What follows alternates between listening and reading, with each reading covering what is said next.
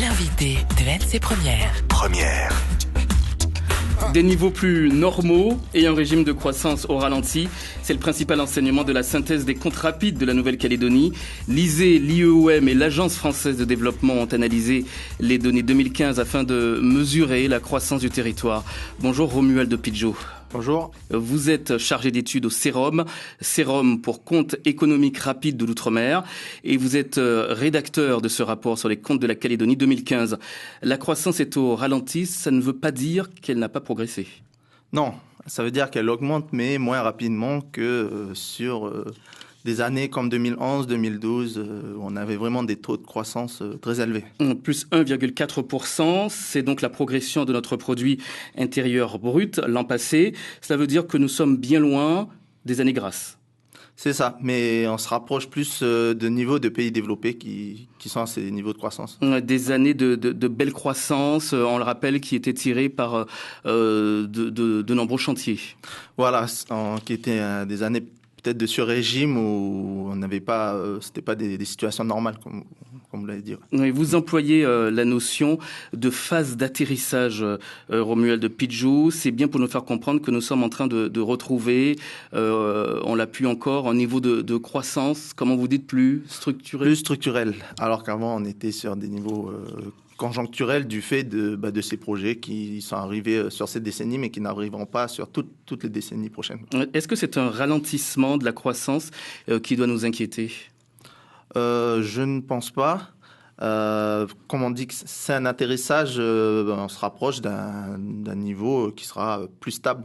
Les prochaines années. Cette croissance, bien que légère, 1,4% pour l'année 2015, elle est tirée par quoi ?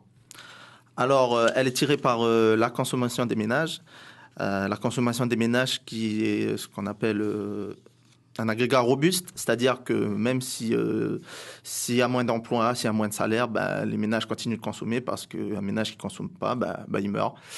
Et aussi les exportations. Donc, on a en 2015 une forte hausse des exportations de nickel, notamment tirée par la métallurgie, avec les deux usines qui démarrent, mais aussi le minerai vers la Chine et l'usine POSCO. La consommation des ménages qui reste donc solide, vous l'avez dit, mais est-ce qu'on doit vraiment s'y fier, Romuald Pidgeot, puisque le chef des études économiques de l'ISEE explique dans un même temps que la population a augmenté de 1,8%.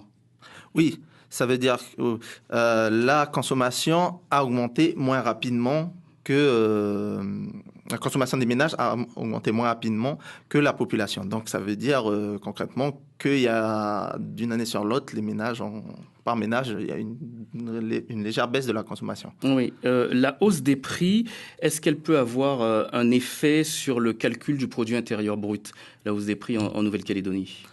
Oui, parce que quand on dit 1,4% de croissance réelle, donc c'est la croissance annulée des effets prix.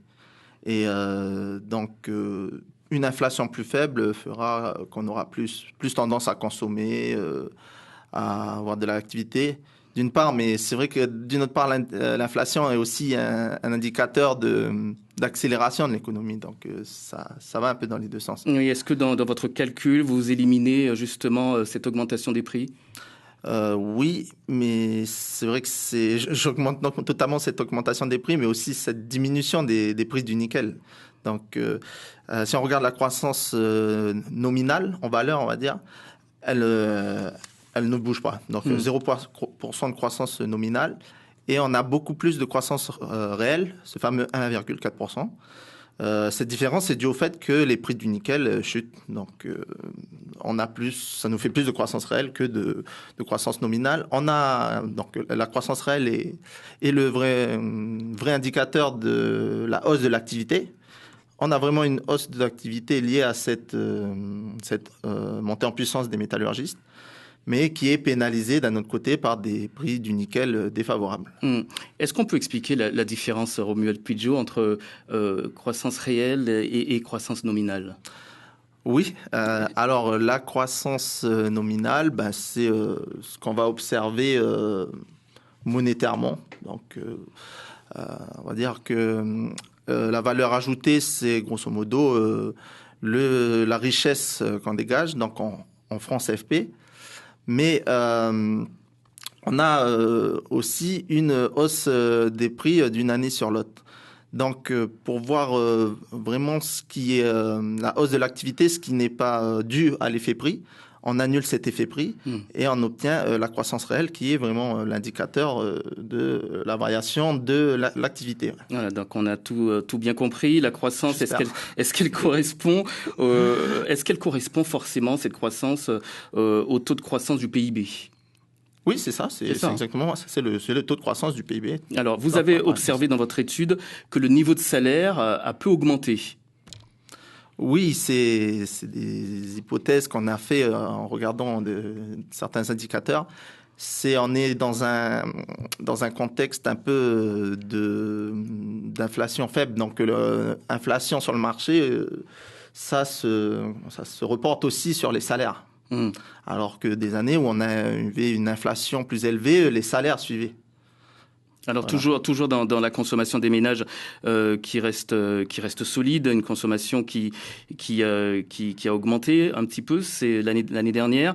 Ce qui aura tendance peut-être à inquiéter les consommateurs, les concessionnaires plutôt, les nouvelles immatriculations de véhicules sont en baisse. C'est ça. En fait, on a observé que la consommation des ménages augmentait toujours malgré des chiffres de l'emploi qui stagnaient. On va y revenir. Oui, ok.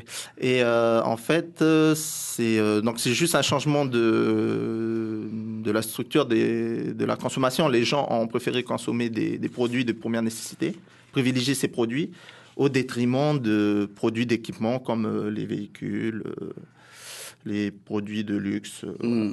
Et justement, ces véhicules, ces nouvelles immatriculations qui diminuent, là aussi, est-ce qu'on n'arrive pas à un niveau plus normal parce que les concessionnaires aussi ont connu de belles années il y a quelque temps. C'est peut-être aussi ça, oui.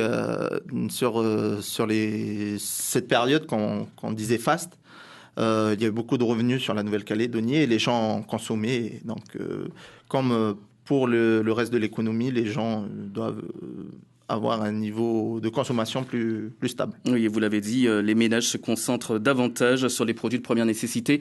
On va y revenir tout à l'heure au Mual Pidjo à partir de 7h10. Vous restez avec nous. Voilà, avec vos questions, mesdames et messieurs, au 258, la pub et puis un nouveau point sur l'actualité.